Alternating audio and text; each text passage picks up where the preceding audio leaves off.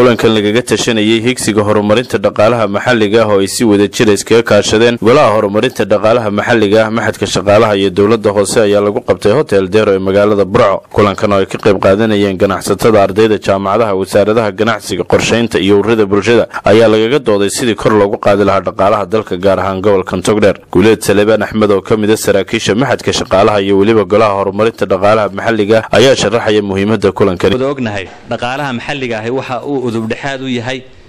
horumarka dhaqaale kasta si loo ilaaliyo in wadanku kala horumaro oo micnaheedu yahay in dadna ay lacag fara badan helaan dadka intooda badan aan waxba helin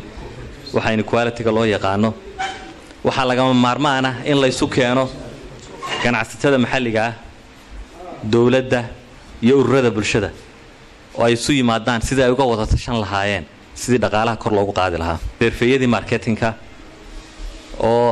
مثلا dadku aanay meel qura ku wada daadan qofka haduu doonayo inuu imka ganacsi bilaabo meel uu ka bilaabo waa inuu hela xog diyaara oo la yiraahdo halkaas way buuxdaa ee halka hamarin ama halka mar waxaynu halkan ku soo bandhigaynaa istaraatiijiyadii ama hiigsigii saddexda sano ee soo socda loo baahnaa inaynu ka wada shaqeyno anagu ka maxad ahaan waxaanu nahay qoladii taageerisay hawshan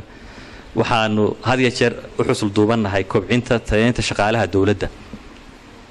laakiin kuma koobnin shaqaalaha dawladda ee maxadku had iyo jeer si uu u kabo baahiyaha jira ee dawladda waxa jira adeegyo kale oo uu bixiyo ay tani ka mid tahay waxaan ku rajo weynahay inaynu caawa halkan kala tagno wadacad oo aynu garanayno mustaqbalka in dhaqaalaha deegaanka Burco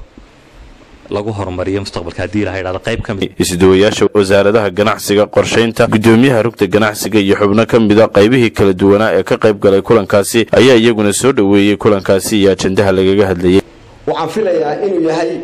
mashruuc aad iyo aad muhiim u ah oo gobolka dadka degan wax badan u tari doona oo dhaqaalihiisa sare u soo qaadi doona hadii uu u fulo sida la doonayo. anaguna maxaaday registration-kii waa idin haynaa wixii la idin la qaban karo ee meelaha doonaysaan